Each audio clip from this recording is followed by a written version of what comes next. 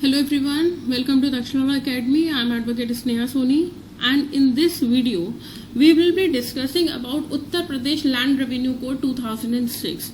Basically ये video हमारा एक पेड वीडियो है which is in the paid group for the UPLRC, जो लोकल एक्ट्स के बारे में बच्चे पढ़ रहे हैं, यूपी के लोकल एक्ट्स, क्योंकि कहीं ना कहीं यूपी की vacancy, it is upcoming vacancy, approximately 240 seats will be there, plus HJS is there for the local acts. तो ये हमारा फॉर्मेट रहेगा ऑफ टीचिंग. ठीक है, बेसिकली क्या होता है कि बच्चों को बहुत क्यूरियोसिटी है कि मैम आप किस तरह से कंडक्ट करोगे क्लासेस. तो these are our PDF version में आपको इस तरह से टाइप्ड नोट्स मिलेंगे. सेकेंडली, अभी आपको आगे जब वीडियो देखोगे तो आपको पता चलेगा कि किस तरह से I will be conducting the classes. ठीक. सेकेंडली, जो बच्चे ज्वाइन कर चुके हैं, वेल एंड गुड. जिन्होंने ज्वाइन नहीं किया है, दे कैन कॉल अस या मैसेज कर सकते हैं फॉर द डिटेल्स ऑन 790-633-722-6. इस नंबर पे कॉल या मैसेज करके आप इंक्वायरी कर सकते हैं. प्लस आप हिंदू लॉ को भी आप फॉलो कर सकते हैं ऑन अन अकेडमी, जहां पे I am teaching each and every aspects of Hindu law. तो let's begin with this lecture. तो सबसे पहले जब हम बात करते हैं चैप्टर 2 डेफिनेशन क्लॉज हम खत्म कर चुके थे. तो chapter 2 is about the revenue division. Section 5 और सेक्शन 6 इस बारे में बात करता है. Before getting into the literature, एक ओवरव्यू लेते हैं कि ये सेक्शंस किसके बारे में बात करते हैं. तो लेट्स हैव अ लुक. देखिए, सबसे पहले जब सेक्शन 5 की हम बात करते हैं तो सेक्शन 5 आपका बोलता है कि जो स्टेट है उस स्टेट को आप डिवाइड करो रेवेन्यू एरियाज में. सेक्शन 5 आपका सबसे पहले क्या बोलता है कि जो आपका स्टेट है, for an example this is your state. थोड़ा सा स्क्वायर बनाएंगे ताकि डिवीजन करने में इजी हो जाए. ठीक, this is your UP state. State को किस में डिवाइड करो? रेवेन्यू एरिया में. सपोज करिए हमने कितने रेवेन्यू एरिया बना दिए? 4 रेवेन्यू एरिया बना दिए. ठीक है, revenue 1, revenue 2, revenue 3 and revenue 4. ठीक, उसके बाद सेक्शन 5 बोलता है कि जो रेवेन्यू एरिया है उसको क्या करो? डिवीजन में करो. रेवेन्यू एरिया के अंदर क्या आएंगे? डिवीजन. तो डिवीजन 1 हो गया, डिवीजन 2 हो गया. डिवीजन के अंदर भी क्या आएंगे? डिवीजन के अंदर भी इसको हम किस में बनाएंगे? It will be in districts. इसको हम किस में डिवाइड कर देंगे? डिस्ट्रिक्ट में डिवाइड कर देंगे. 2 से 2 या 2 से ज्यादा भी डिस्ट्रिक्ट हो सकते हैं.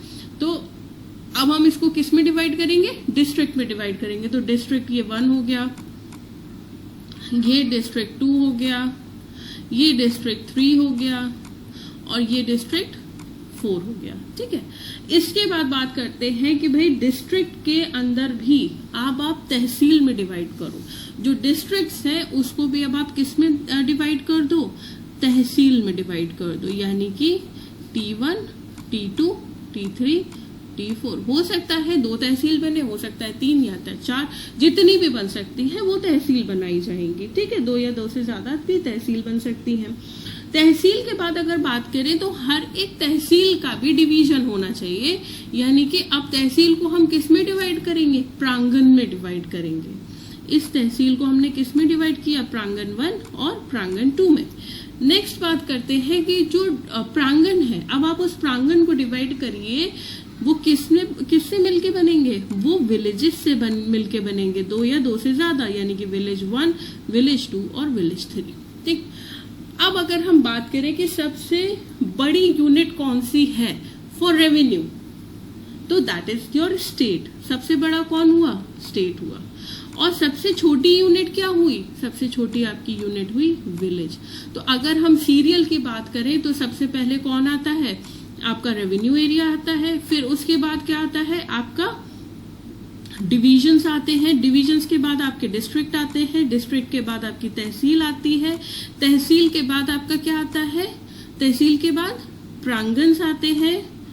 प्रांगण के बाद क्या आता है? विलेजेस आते हैं.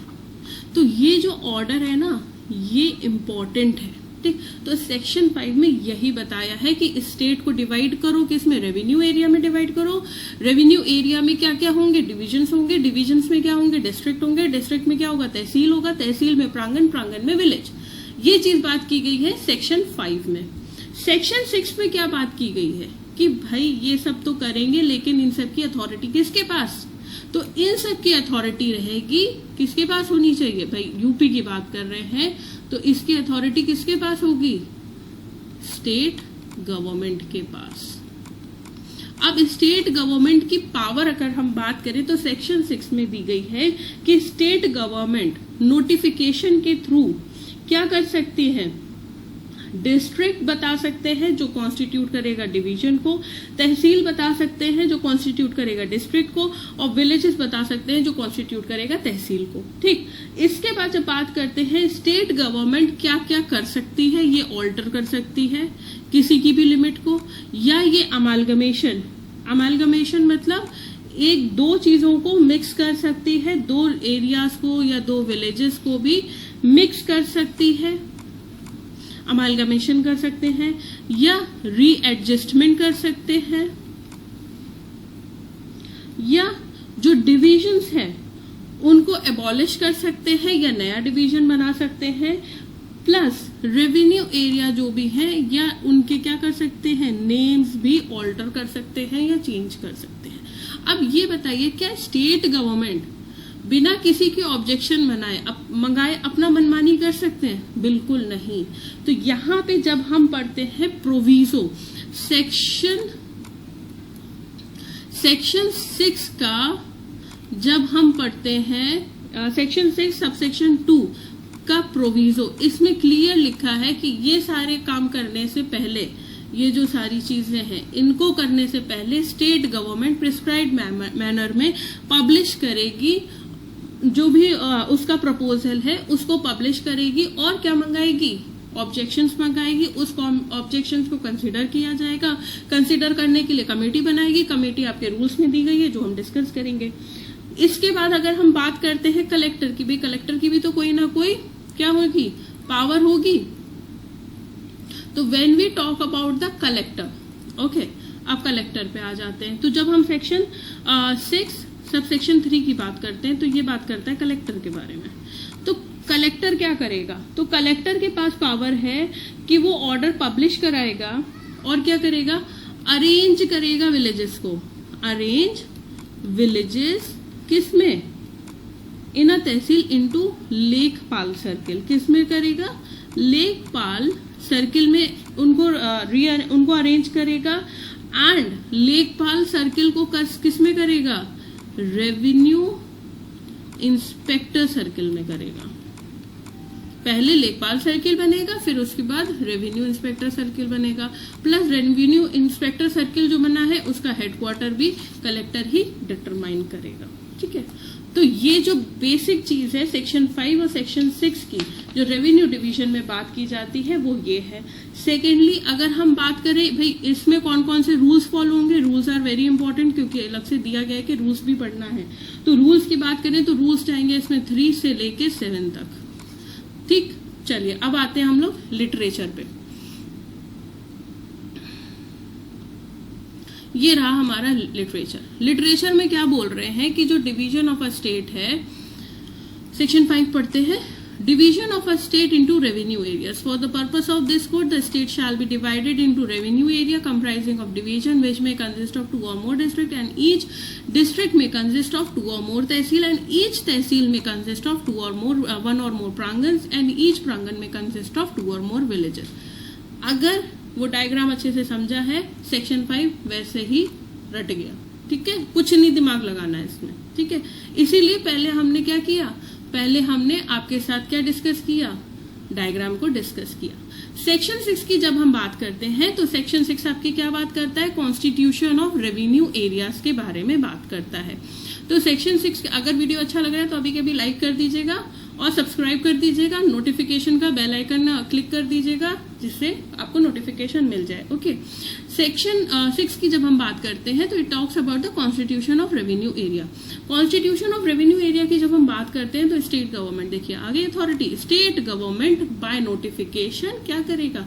District government which constitute a division, tehsil which constitute a district, village which constitute a tehsil, इन सबको ऑल्टर कर सकते हैं लिमिट की ऑफ एनी रेवेन्यू एरिया किस तरह से, by amalgamation, readjustment, division, in any other manner, जिस तरह से भी करना है, अबॉलिश, देन इसके बाद रीनेम करना। अब ये आ गया हमारा प्रोविजो कि भाई बिफोर पासिंग एनी ऑर्डर, भाई इन सब के ऑर्डर करने से पहले जो हमारे सबसेक्शन में दिया गया है, एनी प्रपोजल, कोई भी भाई प्रपोजल तो बनेगा ही ना, प्रपोजल जो होगा to alter the limit of any of the revenue area the state government shall publish. अब उसको क्या करना होगा, पब्लिश करना होगा। पब्लिश किस तरह से करना है वो रूल्स में दिया है, ठीक, वो अभी हम डिस्कस करेंगे। वो पब्लिश करना होगा और इन्वाइट करनी होगी क्या, ऑब्जेक्शंस इनवाइट करने होंगे, उसका कंसिडरेशन करना होगा, उसके बाद वो कोई भी ऑर्डर पास करेंगे। नेक्स्ट आता है सबसेक्शन 3 जो बात करता है कलेक्टर के बारे में। अब जब कलेक्टर के बारे में बात करते हैं तो इन्होंने क्या बोला, अरेंज द विलेजेस इन अ तहसील। जो तहसील में विलेजेस है उनको अरेंज करिए, किसमें, लेखपाल सर्किल में। जो लेखपाल सर्किल आपके बनेंगे उनको किस में बनाने हैं, रेवेन्यू इंस्पेक्टर सर्किल में, एंड प्लस क्या करेंगे, headquarter of each revenue inspector with in the circle, ये भी बताया जाएगा। अब आते हैं हम लोग रूल्स में। तो रूल्स की अगर हम बात करें तो रूल्स इससे रिलेटेड कौन से हैं, 3 से लेकर 7 तक के रूल्स हमारे सेक्शन 5 और सेक्शन 6 से रिलेटेड है। सेक्शन जो रूल 3 है कि क्या बात करता है, alter in the limit of revenue area, section 6 sub section 2। तो यहाँ पे अगर हम बात करें कि अगर एबॉलिशन करना है या क्रिएशन करना है किसी भी नए एरिया का, should be based on the administrative efficiency and public interest. भाई पब्लिक इंटरेस्ट में होना चाहिए और एडमिनिस्ट्रेशन जो हमारा है वो इतना एफिशिएंट होना चाहिए ये काम करने के लिए। जो फॉर्मेट है पब्लिक नोटिस का, जो सेक्शन 6 सब सेक्शन 2 में जो पब्लिक नोटिस होगा वो किस फॉर्म में होगा, वो आरसी फॉर्म नंबर 1 में होगा। जब हम पब्लिकेशन की बात करते हैं कि भाई पब्लिकेशन किस तरह का होना चाहिए, तो पब्लिकेशन जो भी नोटिस बना है उसका पब्लिकेशन 2 डेली न्यूज़पेपर में होना चाहिए जिसका वाइड सर्कुलेशन है, बहुत ज्यादा जिसकी मांग है, और हिंदी लैंग्वेज में होना चाहिए, प्लस जो हमारी बोर्ड की जो वेबसाइट है उसमें भी अपलोड करना है। नेक्स्ट बात करते हैं रूल 6 की। तो रूल 6 की अगर हम बात करें तो यहाँ पे आता है consideration of objection by the committee. देखिए पब्लिश कर दिया हमने नोटिस, पब्लिश करने के बाद हमारा मेन ऑब्जेक्ट क्या था कि पब्लिश करके हमें ऑब्जेक्शंस मंगाने हैं, हमारे पास ऑब्जेक्शंस आ गए। अब उन ऑब्जेक्शंस को कंसीडर भी तो करना होगा, उनको देखना होगा कि भाई क्या क्या ऑब्जेक्शंस आए, तो उसके लिए बनाई जाती है कमेटी। तो कमेटी में कौन कौन होते हैं, चेयरमैन जो कि चेयरमैन है बोर्ड ऑफ रेवेन्यू के, मेंबर जो कि कमिश्नर है लखनऊ डिवीजन के, देन एक और मेंबर है जो कौन है, commissioner of division in which the revenue area is been affected. Next आता है member and secretary which is secretary of board revenue. Committee बनाई जाएगी, कमेटी ऑब्जेक्शंस देखेगी, अपनी रिपोर्ट बनाएगी, रिपोर्ट किसको सबमिट करेगी, बोर्ड ऑफ रेवेन्यू, ठीक। उसके बाद जो बोर्ड ऑफ रेवेन्यू होगा वो रिपोर्ट बना के क्या करेगा, along with the comments of the state government for the appropriate decision. The government shall take the decision on the report submitted by the order. Section 7 की बात करें तो अरेंजमेंट ऑफ सर्किल, जहां पे कलेक्टर के पास पावर है, तो arrangement के लिए भी इन्हें पब्लिश करना होगा एटलीस्ट 2 न्यूज़पेपर में जिसका वाइड सर्कुलेशन है, प्लस जो सर्कुलेशन होगा जो नोटिस होगा, नॉट सर्कुलेशन, जो नोटिस होगा उसको नोटिस बोर्ड में भी आपको पेस्ट करना है कलेक्ट्रेट के, और तहसील में भी पेस्ट करना है। जो हमारा सेक्शन 5 और सेक्शन 6 है इसको हमेशा साथ में पढ़ना है, अलग अलग नहीं पढ़ना है, क्योंकि section 5 is a general rule जो आपको बता रहा है कि जो स्टेट है उसको किस तरह से हम रेवेन्यू एरिया में डिवाइड करेंगे, और जो सेक्शन 6 है वो बता रहा है कि रेवेन्यू एरिया क्या क्या होंगे और कैसे कैसे ऑल्टरेशन हो सकता है। तो दैट्स ऑल फॉर टुडे। अगर वीडियो अच्छा लगा तो प्लीज लाइक करिए, सब्सक्राइब करिए। Thank you so much. Stay tuned for the further lectures.